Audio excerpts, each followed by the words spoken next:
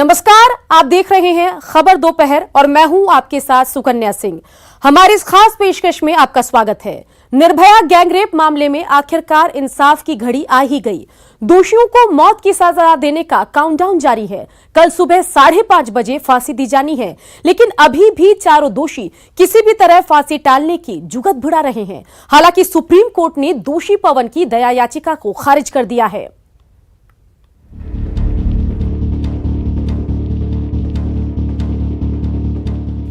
16 दिसंबर 2012 से 20 मार्च 2020,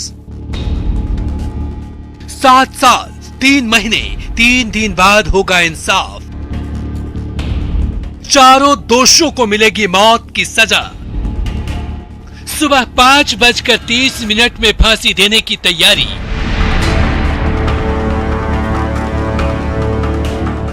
निर्भया गैंगरेप मामले में चारों दोषियों मुकेश सिंह, पवन गुप्ता, विनय शर्मा और अक्षय ठाकुर की जिंदगी का आज आखिरी दिन हो सकता है। इस मामले में कानूनी प्रक्रिया पूरी होने में 7 साल 3 महीने और 3 दिन लग चुके हैं। इस बीच चारों दोषियों ने फांसी टालने और खुद को बचाने के लिए कई पैतरे आजमाए और अभी भी उनकी फांसी टालने की तिकड़म जारी है। अक्षय की पत्नी ने औरंगाबाद कोर्ट में तलाक की अर्जी लगाई है। पत्नी का कहना है कि वो विधवा होकर नहीं रहना चाहती। अक्षय फांसी से पहले उसे तलाक दे। अक्षय और पवन द्वारा दायर रिव्यू मर्सी पिटीशन राष्ट्रपति के पास पेंडिंग है। इन दोनों की याचिका के जरिए चारों की फांसी टालने की कोशिश की गई। अब हमारे अदालतों को भी इनकी हकीकत पता हो गई है, क्योंकि एक दिन ये पहले आते हैं, तो इसलिए सब कुछ आज खारिज होगा। कल 5:30 बजे फांसी पे लटकेंगे और जरूर लटकेंगे। कल निर्भया को इंसाफ मिलेगा, पूरे देश को इंसाफ मिलेगा। कानून के जानकारों के मुताबिक इस बार दोषियों की फांसी की सजा टालना मुश्किल है। चारों दोषी अपने सभी कानूनी अधिकार आजमा चुके हैं। अब नई और किसी तरह की याचिकाओं का कोई खास फर्क डेथ वारंट पर नहीं पड़ने वाला है। तो सर्वोच्च न्यायालय के पास ये इनहेरेंट पावर है आर्टिकल 141 में कि वो उसको रेट्रोस्पेक्टिव तरीके से जिस डेट से वो चाहेगी अक्षय ठाकुर की पत्नी उसको डाइवोर्सी डिक्लेयर कर सकता है। इसलिए ये डिफरेंट वो सिविल सूट है, ये क्रिमिनल मैटर है, तो कोई भी इम्पैक्ट नहीं पड़ेगा। और मैं पूरी तरीके से श्योर हूँ कल सुबह 5:30 बजे इन चारों कन्विक्टेड को हैंग किया जाएगा। इधर तिहाड़ जेल में फांसी की तैयारी पूरी कर ली गई है और डमी के जरिए जल्लाद ने फांसी की प्रक्रिया की रिहर्सल कर ली है। पवन गुप्ता और विनय शर्मा की मुलाकात परिजनों से कराई जा चुकी है और मुकेश के परिजन भी मिल चुके हैं। इधर पूरे देश के साथ निर्भया के माता पिता को इस मामले में इंसाफ का बेसब्री से इंतजार है। अभी भी आज पूरा दिन का टाइम है, रात का टाइम है, अभी भी एक एक पल भारी है। दिल्ली में पैरामेडिकल छात्र से 16 दिसंबर 2012 की रात 6 लोगों ने चलती बस में दरिंदगी की थी। गंभीर जख्मों के कारण 26 दिसंबर को सिंगापुर में इलाज के दौरान निर्भया की मौत हो गई। इस मामले में मुख्य दोषी रमन सिंह ने जेल में ही खुदकुशी कर ली। एक दोषी नाबालिग होने की वजह से 3 साल में सुधार गृह से छूट चुका है, जबकि बाकी के 4 दोषियों को शुक्रवार सुबह 5:30 बजे फांसी दी जानी है।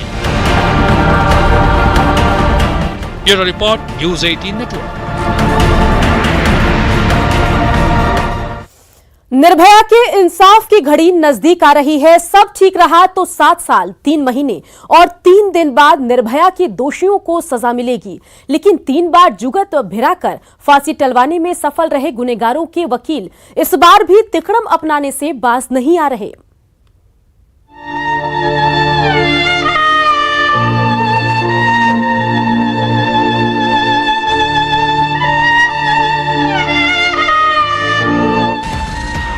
आज वो सपना इस दुनिया में नहीं है, लेकिन आज उस सपने की रूह को लहूलुहान किया जा रहा है। 22 जनवरी मौत की पहली तारीख।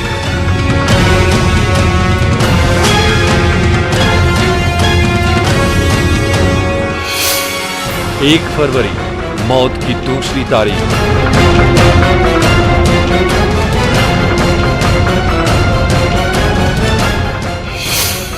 3 मार्च मौत की तीसरी तारीख।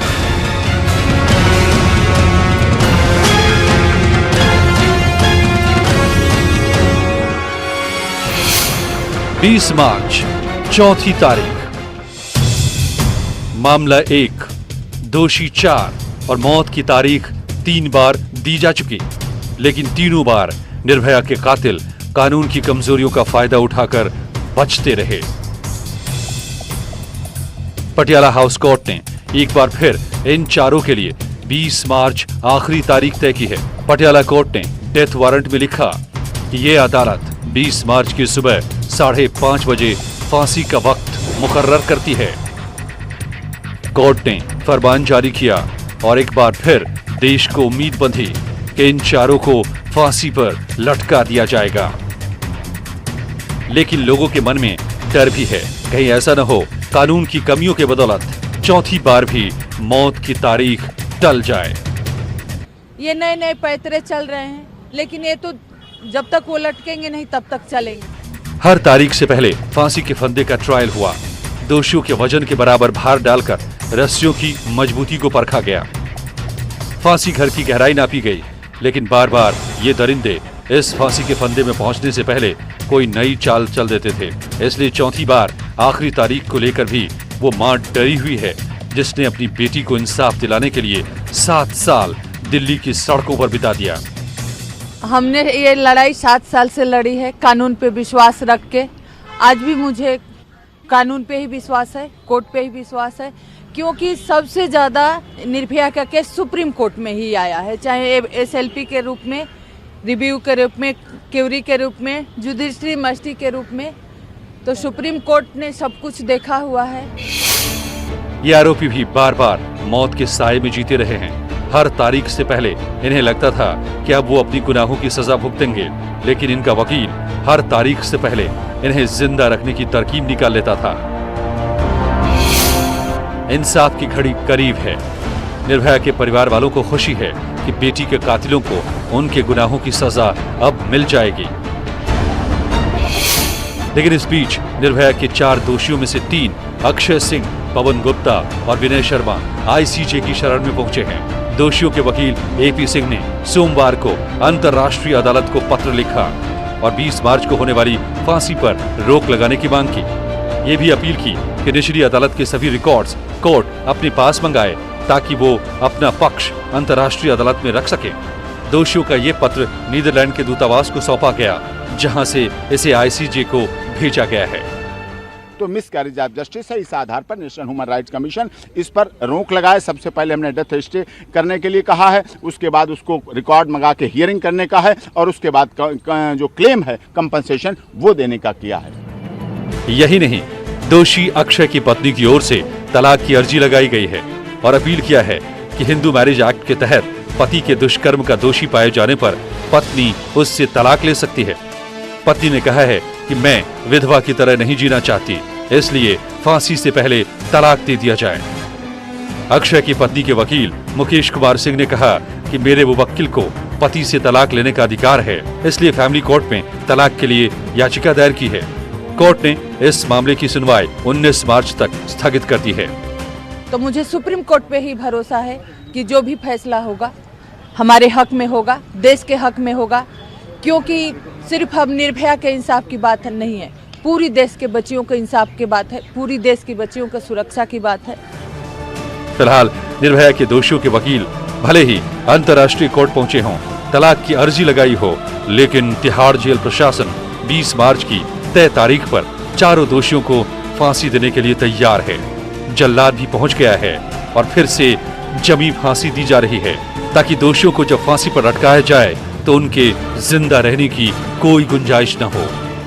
Bureau report, news 18। कुछ देर पहले पवन और अक्षय के वकील AP सिंह से हमारी सहयोगी मेनका ने एक्सक्लूसिव बातचीत की। जिस केस ने पूरे देश को झकझोर दिया, वो अपने आखिरी चरण में पहुंचता दिख रहा है। निर्भया के दोषियों को 20 मार्च को फांसी होनी है। अब तक 4 बार फांसी टल चुकी है डेथ वारंट जारी होने के बाद। तमाम हथकंडे अपना लिए गए, उनकी फांसी को रोकने के लिए, और जो दिमाग इसके पीछे काम कर रहा है वो दिमाग इस वक्त हमारे साथ स्टूडियो में मौजूद हैं। डॉक्टर एपी सिंह सीनियर वकील हैं सुप्रीम कोर्ट में और इस वक्त हमारे साथ मौजूद हैं।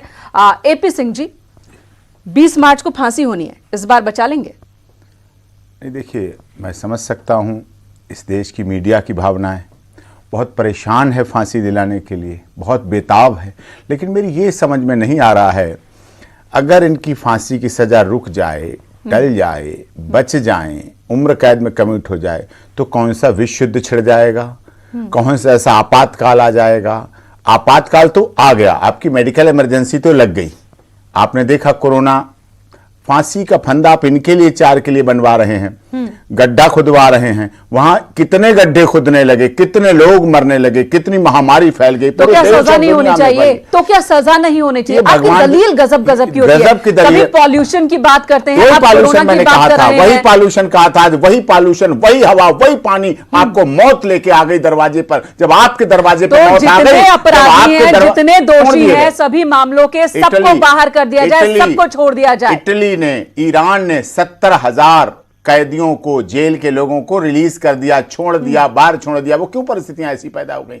कहीं ना कहीं प्रकृति भी देख रही है कि अगर गलत हो रहा है, गलत है, तो प्रकृति भी उस पर नाराज हो जाती है। और कोरोना इसका सीधा साधा, सुप्रीम कोर्ट बंद है, हाई कोर्ट बंद है, पार्क बंद है, कॉलेज बंद है, स्कूल बंद है, मॉल बंद है, सब कुछ बंद है, सड़कें खाली हैं। समझना मुश्किल हो रहा है, समझना मुश्किल हो रहा है कि आखिर आपकी इतनी हमदर्दी क्यों इन दोषियों से? हमारी हमदर्दी महात्मा गांधी से है, हमारी हमदर्दी है। जस्टिस कुरियन जोसेफ ने कहा कि निर्भया के दोषी कम उम्र के, इनको फांसी की सजा नहीं होनी चाहिए। हम पढ़ते हैं, ऑनरेबल जस्टिस, सीनियर जस्टिस रहे सुप्रीम कोर्ट के मार्कंडे काटजू साहब को, उन्होंने कहा कि भारत की police fabricated evidence, fabricated chargesheet, fabricated trial, ये सारा कुछ गलत होता, टॉर्चर किया जाता, 3rd डिग्री यूज किया, इन सब के आधार पर फांसी की सजा नहीं होनी चाहिए। क्या आप ये कह रहे हैं कि ये दोषी नहीं है? ये दोषी नहीं, आप ये कह रहे हैं, यानी कि सुप्रीम कोर्ट, यानी कि हाई कोर्ट, यानी कि पटियाला कोर्ट, मतलब जहां जो बातें जो रखी गई, ये दोषी करार दिए गए, वो गलत है। रेयान इंटरनेशनल पब्लिक स्कूल में जब केस चला तो आपने, मीडिया ने मोमबत्ती, अगरबत्ती, धूप बत्ती इतनी जलाई, इतनी चलाई, इतने नारे लगाए, इतने फांसी के फंदे दिखाए कि उस ड्राइवर को दोषी बना दिया। सीबीआई इंक्वायरी हुई, ड्राइवर निकाला गया, दूसरा मुलजिम आया। इसमें सीबीआई की इंक्वायरी की क्यों नहीं मांग करते? क्या न्यूज़ 18 सीबीआई की मांग करेगा? यही बात कह रही हूं, सीबीआई की मांग होनी चाहिए, यही बात कह रही हूं क्यों नहीं हो रहा है? कि जांच में वो दोषी नहीं पाया गया ना, लेकिन यहां तो ये दोषी करार दे दिया गया है। उसमें सीबीआई इंक्वायरी हो गई, इसमें सीबीआई इंक्वायरी क्यों नहीं हुई? सीबीआई इंक्वायरी करा लीजिए, आप दोषी साबित कर दीजिए। आपने बात रखी ना, आपने बात रखी, आप वहां फेल हुए, आप सुप्रीम कोर्ट को नहीं समझा पाए, आप अदालत को नहीं समझा पाए कि ये दोषी नहीं है, तभी तो ये दोषी करार दिया गया ना। मीडिया ट्रायल में समझाना बहुत मुश्किल होता है। जस्टिस बोबड़े साहब ने कहा अभी जोधपुर के कार्यक्रम में, कई बार तथ्य भी, सबूत भी, गवाही भी, सब कुछ हमारे पक्ष में होते हैं, फिर भी हमें फैसला वैसा नहीं दे पाते हैं, ये कहा है। अच्छा, आपको क्या लगता है, आपके पास कौन सा आधार है, कौन सी दलील है कि आपको लगता है कि ये दोषी नहीं है? बताइए सर। जो तिहाड़ जेल में जब टीआईपी हुई इनकी, तो टीआईपी के समय सबको पता है कि टीआईपी के समय कंसर्न्ड एसएचओ ने क्या किया। वहां जेल अधिकारी की किताब में आया, सामने फैक्ट आए कि टीआईपी गलत हुई, इनकी शिनाख्त गलत कराई गई, एसडीएम इन्वॉल्व, मजिस्ट्रेट इन्वॉल्व, क्या वो निष्पक्षता थी, क्या वो फेयर ट्रायल था? अभिनंदन पांडे की गवाही का अब स्टिंग आ रहा है, जो 2013 में स्टिंग किया गया, वो जो 2019 में स्टिंग निकल के आ रहा, पैसे ले लेकर स्टूडियो में बयान दे रहा है, उसी आधार पर 2013 में गवाही दे रहा है, सजा हो रही है। इस आधार पर अभिनंदन ने ये कहां लिखा है कि पैसे देके बयान दिए जाएंगे? इकलौता गवाह नहीं लिए गए। अभिनंदन ने पैसे लेकर के अपने बयान नहीं दिए, उसने मीडिया से अपने वक्त का पैसा लिया है। और रही बात, अगर अभिनंदन के पैसे लिए गए और उस समय स्टिंग इसलिए नहीं चलाया गया, उस समय इसलिए स्टिंग नहीं चलाया गया कि उन्होंने लिखा कि निर्भया के दोषियों और उनके वकील को फायदा हो जाएगा। मीडिया का ये मतलब नहीं है, निष्पक्षता का मतलब ये नहीं है, चौथा स्तंभ होना चाहिए, दिखना भी चाहिए। मेरी बात सुनिए, अब यहां मेरी बात सुनिए।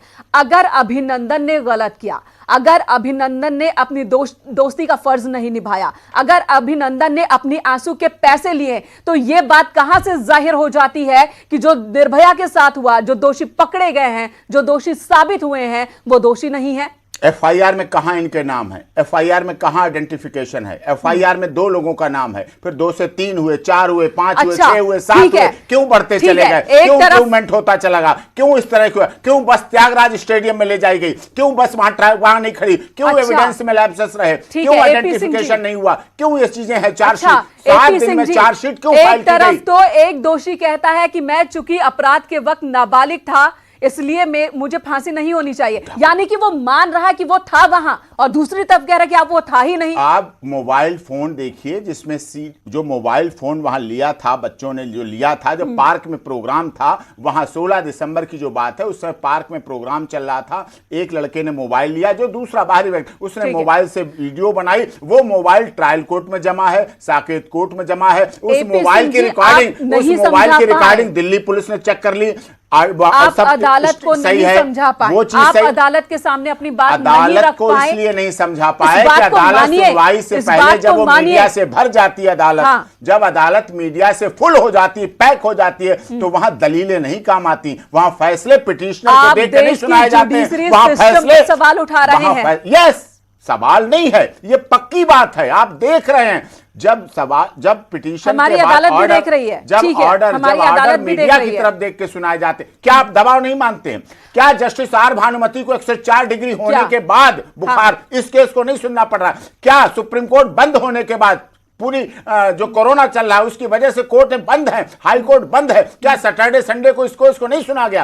क्या सुप्रीम कोर्ट केवल इसी केस को सुनने के लिए मेरा सवाल क्या आपसे जल्दी है, इसी केस में मेरा नहीं सवाल आपसे सुनिए जरा, आप सुनिए मेरी बात, मेरा सवाल आपसे है कि क्या जल्दी नहीं की जानी चाहिए? सब में जल्दी करना चाहिए, आपको अभी भी जल्दी लग रही है? 7 साल हो चुके उस मैटर को जिस पर पूरा देश रो रहा था, सब में जल्दी करिए, इसे भी आप जल्दी कहते हैं, ये जल्दी नहीं है। सब में जल्दी करिए। जो 2012 से 2019 दिसंबर तक 17,000 केस दर्ज हुए, उनमें जल्दी करिए, क्योंकि आप जैसे वकील मौजूद हैं, जो सांसदों के, जो आप जैसे जो पैसे वालों के, जो सत्ता से जुड़े हुए लोगों के, उनके केसों में कब आप जल्दी करेंगे? उनके लैंडमार्क कब जल्दी करेंगे? निठारी कांड में आपने ये बात नहीं उठाई, जो बच्चों का खून पी लिया गया, यानी कि जैसिका लाल मर्डर कांड में बात नहीं उठाई, आपने तंदूर कांड में नहीं कहा, वो बेटी नहीं थी, वो हमारे देश की महिला नहीं थी, छोटा छोटा काटा गया, तंदूर में भूना गया, उसे कच्चा भूना गया, शायद आप न्यूज चैनल देखते नहीं है। एपी सिंह जी, आप शायद न्यूज चैनल देखते नहीं है। फांसी की मांग की, आपने फांसी की बात की, आपने फांसी के डेथ वारंट जारी करवाए,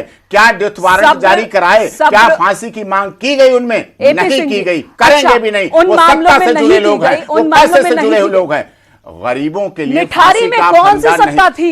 एपी सिंह जी, निठारी में कौन सी सत्ता? मैं बता रहा हूं, आप सिर्फ ऐसी बातें फांसी का फंदा सिर्फ गरीबों के लिए बना है। एपी सिंह जी, फांसी के फंदा अमीरों के गले में नहीं बैठता है। फांसी का फंदा, महात्मा गांधी ने कहा था, फांसी की सजा हिंसा है और हिंसा कभी नहीं होना चाहिए। इसीलिए डॉक्टर एपीजे कलाम और जो फांसी की सजा अभी भी हमारे देश की जुडिशरी सिस्टम में है, ठीक है। और दूसरी चीज आप निठारी की बात कर रहे हैं, आप आरुषि की बात कर रहे हैं, कोई पॉलिटिकल लिंक वहां नहीं था। जो मामले हुए, जितनी सुनवाई हुई, सब कुछ मीडिया ने दिखाया है। और क्या अगर दूसरे केस में फांसी नहीं हुई, दूसरे केस में सजा नहीं हुई, तो इसमें भी नहीं होनी चाहिए? इस केस में जब निर्भया जिंदा थी, 16 दिसंबर से 29 दिसंबर तक कुछ राजनीतिक मामले बचाने के लिए कुछ न्यूज चैनल ने इसी केस को चलाया, दिल्ली सरकार के लिए चलाया। दिल्ली सरकार राजनीति हुई है। मैंने अपनी पुस्तक दामिनी पॉलिटिकल मैटर में लिखा था ये होगा, और आज भी इसमें हो रहा है। निर्भया की भी राजनीतिक रूप से हत्या की गई थी, राजनीतिक हत्या, पॉलिटिकल मर्डर। जब 16 दिसंबर से 29 दिसंबर तक आप मानती हैं कि फांसी के फंदे झूठ रहे थे, जंतर मंतर पर फांसी के फंदे चल रहे थे, वो जिंदा थी, उसे मारना पड़ा, राजनीतिक नेताओं को उसको मरवाना पड़ा, तब 302 लगी और उसके बाद फांसी की मांग की बात की गई। अच्छा, ये बताइए एपी सिंह जी, आप अपने घर जाते होंगे ना, लोगों से मिलते होंगे, परिजनों से मिलते होंगे, किस तरीके से मिलते होंगे? उस मां को कभी आपने ध्यान से देखा है जिसकी बेटी के साथ ये कुछ हो गया और वो इंसाफ के लिए लड़ी है, और उसको आप चैलेंज करके जाते हैं? नहीं, उसको आप चैलेंज करके जाते हैं कि मैं इसे फांसी नहीं दिलाने अक्षय की पत्नी को आपने देखा है, 4 महीने का जो बच्चे को पाल के बड़ा कर रही है। अक्षय की मां को देखा है आपने, अक्षय के बूढ़े बाप को देखा है, पवन की मां को देखा है, विनय की मां को देखा है, राम सिंह की मां को देखा है, जो राम सिंह को मार दिया आपने, मुकेश की मां को देखा है। एक के बदले 5 की हत्याएं आप कर रहे हैं, एक के बदले 5 को फांसी नहीं सहेगा हिंदुस्तान। पहले आपने कहा जुवेनाइल ने क्रूरल्टी की, पहले आपने कहा सबसे ज्यादा ब्रूटल जुवेनाइल था, उसके बाद का राम सिंह का था, उसके बाद फिर क्या रह गया? फिर क्यों कर रहे हैं? आपके सारे इमोशंस दोषियों के साथ ही क्यों हैं? आपको ये नहीं समझ हमारे में आ रहा, आपको ये सबके नहीं साथ समझ में आ रहा emotions कि यहाँ पर एक ऐसा फैसला लिया गया जो पूरे देश में नजीर बन सकता है। हमारे देश में मैसेज देने के रेप लिए। के जघन्य अपराध इतने बढ़ रहे हैं।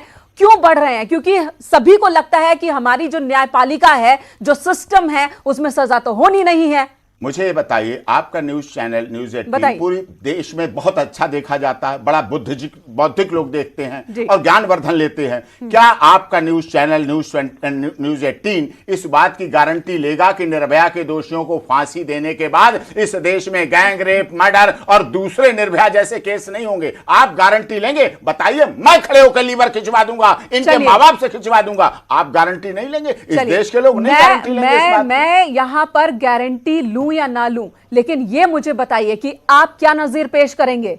आप क्या नजीर पेश हम करेंगे? ये नजीर दरिंदों को बचाकर, बलात्कारियों को बचाकर आप क्या नजीर पेश करना चाहते हैं? नजरिया, ये आपका नजरिया। हमारे हिसाब से बताइए आप, पहला डेथ वारंट क्यों जारी हुआ? ये मिसकैरेज ऑफ जस्टिस नहीं था? जब लीगल रेमेडी थी तो पहला डेथ वारंट क्यों जारी हुआ? तो आप जब चाहते लीगल थे रेमेडी थी तो अनंत दूसरा काल के वारंट लिए ये जारी क्यों प्रोसेस हुआ? खिंचता जब चला लीगल जाए। रेमेडी थी तो तीसरा वारंट जारी क्यों हुआ? जब लीगल रेमेडी थी तो चौथा वारंट जारी क्यों? मेरा फर्ज नहीं है कि सारी लीगल रेमेडीज बताना। स्टेट का काम भी होता है, सरकार का काम भी होता है, सॉलिसिटर जनरल का भी काम होता है। स्टेट का मतलब ये नहीं केवल डिसबैलेंस करो न्याय तो को। जब दोनों फांसी बातें की रखनी सजा चाहिए। जब अनाउंस एक हो गई, सीआरपीसी फांसी की सजा से अनाउंस डेथ हो गई वारंट तो जारी डेथ करते हैं। वारंट तो जारी दूसरी- होना ही चाहिए था ना। और उसके लिए भी निर्भया के परिजनों को पहुंचना पड़ा, बार बार उन्हें पहुंचना पड़ा, उन्हें चक्कर काटने पड़े, तब जाकर डेथ वारंट जारी हुआ। तो ऐसे जेल में नहीं हो रहना गया। आसान समझते हैं क्या आप? जेल को आप जानते हैं जेल की जिंदगी कैसी है? जब जेल की जिंदगी ऐसी है, जब जेल में जो रह रहे हैं वो भी तो बताइए। आप हम जेल में थोड़ी रह कह रहे रहे हो, हैं। क्या करें? हम जब थोड़ी कह रहे हैं आपने- कि आप जेल चले जाओ। जब आपने राजीव जेल गांधी जाने का हत्या- काम किया तो ऐसा आप जेल कोई गए। पाप नहीं, सुन लीजिए, ऐसा कोई पाप नहीं जिसको माफ नहीं किया जा सकता। और सुप्रीम कोर्ट के जज या दिल्ली हाई कोर्ट या कहीं के जज या देश के राष्ट्रपति महामहिम जी ऐसा नहीं है कि वो भगवान है कि उनसे गलती नहीं होती, उनसे भी गलती होती है, उसमें भी सुधार होना चाहिए, भूल सुधार होना चाहिए। इसीलिए सिस्टम बनाया है कि अगर एसएलपी डिसमिस के समय भूल हुई है तो रिव्यू करिए, रिव्यू के बाद क्योरेटिव करिए, क्योरेटिव के बाद मर्सी करिए और गवर्नर साहब भी देखें। ये सारा सिस्टम है। नेशनल ह्यूमन राइट्स कमीशन सब है, लेकिन सब बायस्ड हैं। ये बताइए, सब बायस्ड है, सब बायस्ड है, सब गलत है। सुप्रीम कोर्ट गलत है, पटियाला हाउस कोर्ट गलत है, Delhi house court, Delhi court गलत है, राष्ट्रपति गलत है। पूरे देश दुनिया को खींच लाइए इस एक मुद्दे पर। बहुत बहुत धन्यवाद आपका हमारे साथ स्टूडियो में शामिल होने के लिए और अपनी बातों को रखने के लिए, क्योंकि ये जानने का हक देश को है। उस देश के मन में जो सवाल है, आपसे खासकर जो सवाल है, उन सवालों का जवाब आपने रखा, अपनी तरफ से अपनी बात रखी। बहुत बहुत धन्यवाद। और इसी के साथ हमारी इस खास पेशकश में इतना ही। लगातार देखते रहिए न्यूज़ 18।